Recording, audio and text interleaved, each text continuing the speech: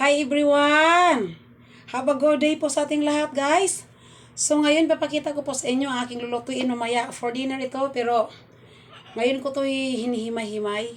So andito yung ito yung gabi na binili ko kahapon na fresh. Yan, na.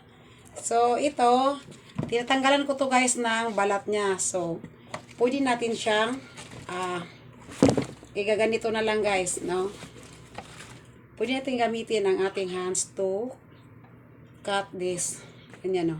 Linis na kasi ito. O, diba? Ganyan. O, ganyan lang, no? O, diba? Madali lang, guys, no? O, kasi nalinis ko na yan. Tinanggalan ko na siya ng balat. Ang ito siya, naputulin. Pulo pa ito natin ng ganyan. Kasi talbos man ito siya ng gabi, no? So, lagyan natin ganyan. Kasi ito, ganyan lang. Para lang tayo guys nagpuputol ng sitaw, string beans, no? Kasi tinanggalan ko naman siya ng balat. No, kasi bawal tayo gumamit ito na pangkat dito at ipapakita natin sa bawal 'yon. So ito. Pala ganito lang sa paglinis guys, oh. May isa pala akong iniwan para ipakita ko sa inyo. Ganyan lang, oh. Diba? So cut natin diyan. Yan, para pag kumain tayo, walang matitigas tayong nababait sa ating kinakaing gulay. So, ayan. Ganyan lang yan sa paglinis, guys, no? Ito, pwede ko ito dublihin, dalawa. Ganyan lang. Diba?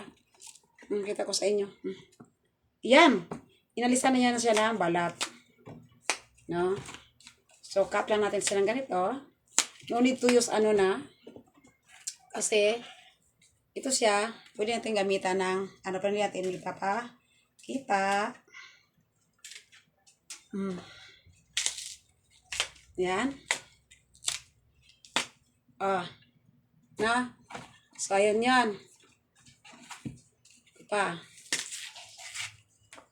Madali lang to guys. At gagataan ko to mamaya. No. So, ayun na. Ang tangkay ng gabi na ganito na aking kinakat na tinanggalan ko ng balat. So, balik naman tayo dito sa laman ng gabi. Laman siya dito guys, oh, gabi, no? Binabalatan ko siya guys, no? Ito na, pinakita ko sa inyo yung buo. O, di ba ang ganda? Ito yung gabi talaga na lagkitan talaga siya. Napakasarap nito. Pwede dito siyang pang binignit or pang sigang. Tapos ito na yung aking hinihiwa na gabi, oh. Na? Hinihiwa ko siya, guys. Tingnan niya. Na? Tapos, yung fresh na dahon, hinihimay ko na din siya, guys. Oh, pakita ko sa inyo, ha. Ito yung gabi. Kinakat ko din. Ito yung dahon. No? Di ba nakita nyo na yun kahapon? Ganyan ako. So, ganyan lang yan siya, oh. Fresh kasi ito kahapon. So, ganyan lang. Yan, ganyan. Hawak sa gitna. Hilain mo ng ganyan. Para hindi natin makain ito. Ito, matigas. Matigas po ito guys. So, kailangan natin siya guys na ganito ako maghimay ng gabi na gagawin nating laing at gagataan.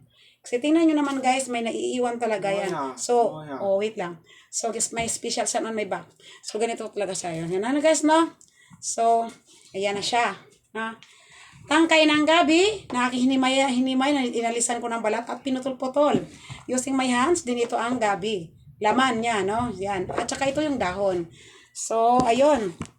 At saka ito yung ating gata na gagamitin mamaya. Ako lang talaga magpipiga nito guys. Pinakain ko lang doon sa tindahan nito, sa palengke.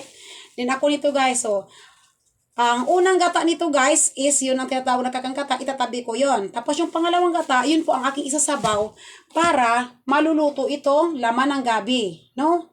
Yan. Tapos isabay na natin guys ang ating tanglad, siling haba, ginger, luya, tsaka onions, sibuyas. No? Isabay natin yan doon guys sa pangalawang gata. Yun ang ating pinakasabaw. Pag lumambot na ito guys, pag lumambot na ito, isusunod natin ito guys, no? Pero sabay natin guys itong marikado, ito. Ito silang lahat isasabay sa kaldero, sa kaserula ba? Isabay natin ito lahat sa pangalawang gata at saka pag umulo ito ilalagay natin to. Tapos pag medyo lumambot na siya, ilalagay na natin guys ang ito, no? Ang ito siya.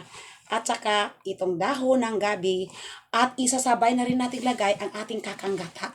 At titimplahan na natin guys. So nasa inyo kung ano yung panglasa ilalagay.